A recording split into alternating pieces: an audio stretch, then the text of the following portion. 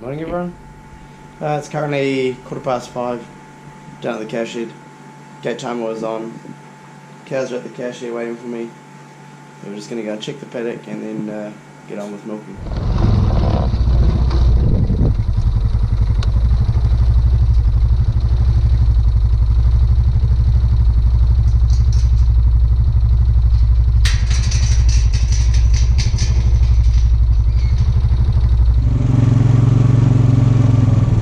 The heifers still haven't worked out what a gate timer is. Quite often they'll get left behind because the cows will leave and heifers are just chilling out in the paddock and don't follow the cows, so they get a bit lost sometimes, not all the time.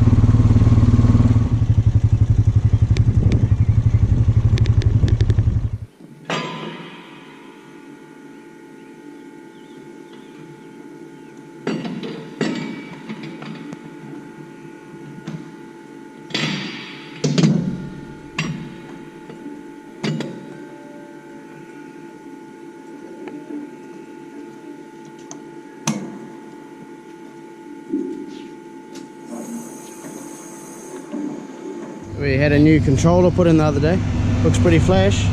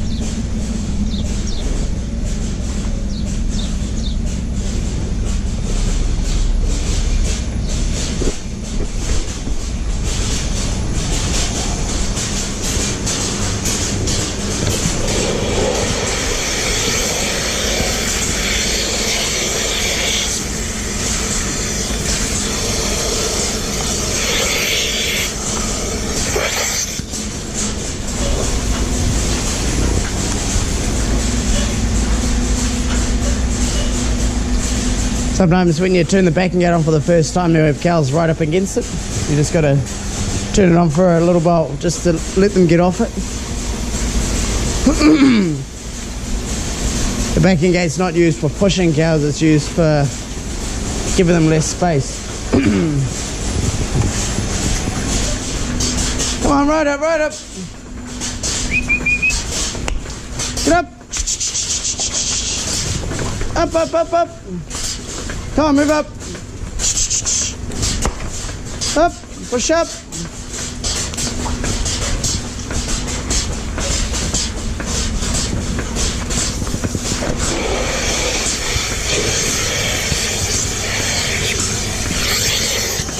This cow here that I'm cupping, when she was a heifer, we used to call her Teat because she had tiny teats. You had to put the cups on and you would have to stand there for a couple of minutes just holding them, so the teats would stretch a bit, so otherwise they'd just drop off.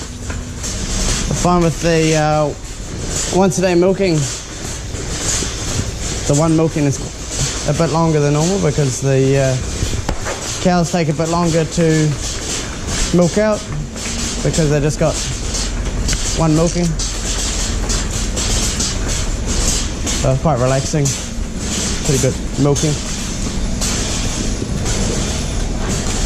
Normally I have the radio cranking, but due to YouTube, you can't have it going.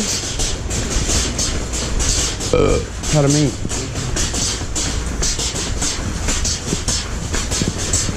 Just gonna put a bit of teat grease on her teats. They're a bit dry. Got some lumps on them. I should have done it at the beginning, but I forgot.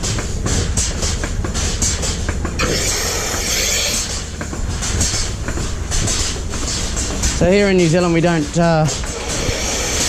wipe the teats down with anything before we cut them. As long as they're clean, we cut them. Yeah, if they got cow crap on them or a bit of mud, you know, we clean it off with a hose, but we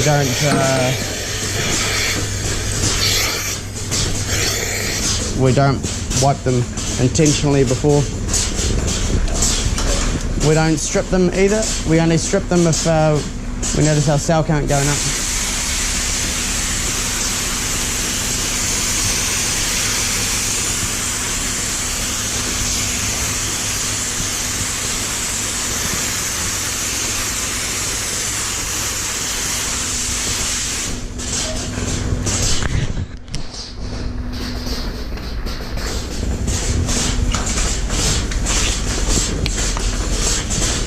Settle down. Yeah, so we only strip the cows if we have a mastitis problem. If we notice the sow count going up or see some rubbish on the filter, we're not stripping them every milking.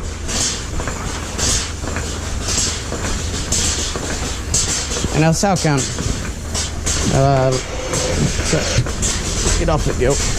Last season we averaged 100,000 or 98,000, which is next pretty much 100, and the year before that we averaged 88,000, so I don't see that as being very high. So this heifer, because she's got so much milk in her quarters, they're quite tight, which causes these two teats to sort of come closer together, and you always get a bit of cup slip in the beginning, so we'll just keep an eye on that.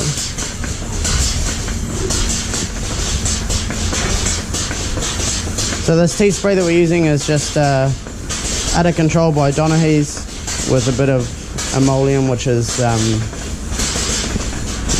supplied by them as well, which is just a added moisturizer for the cow's teats. I just use it during calving while it's a little bit damp, because as you know, when your hands are wet, they dry out. With it wet and muddy, they dry out quite a bit. So really milking is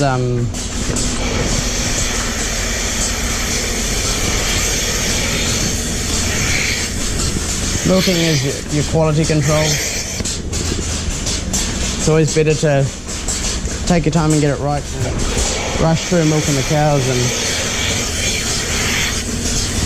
have a high cell count. So every farmer does it different. You'll find that some farmers do strip. Some in New Zealand probably do strip their herd, some of the older farmers.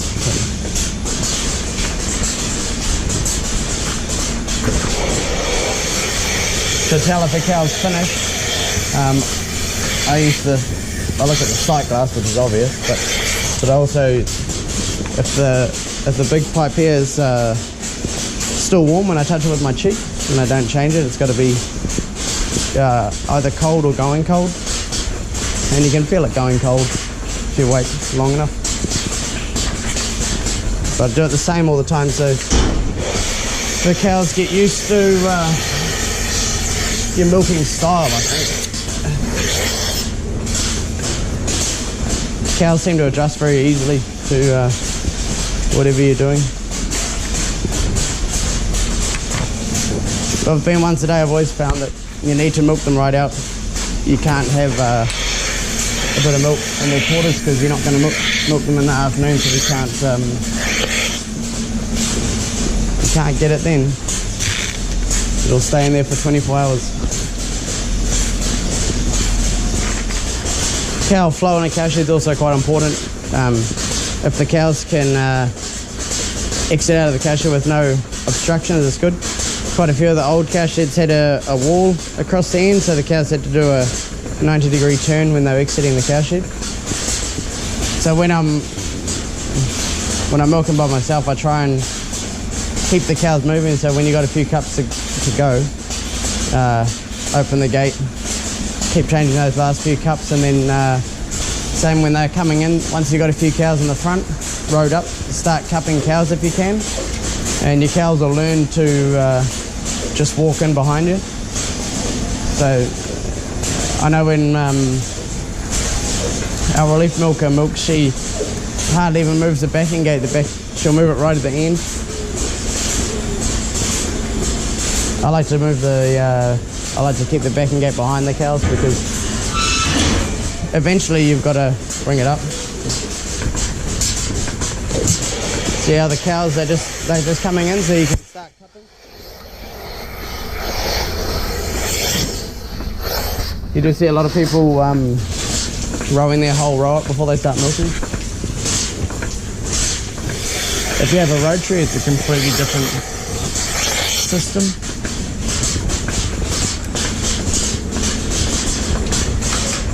Some cases I wouldn't mind a rotary because then I could put slower cows back around again.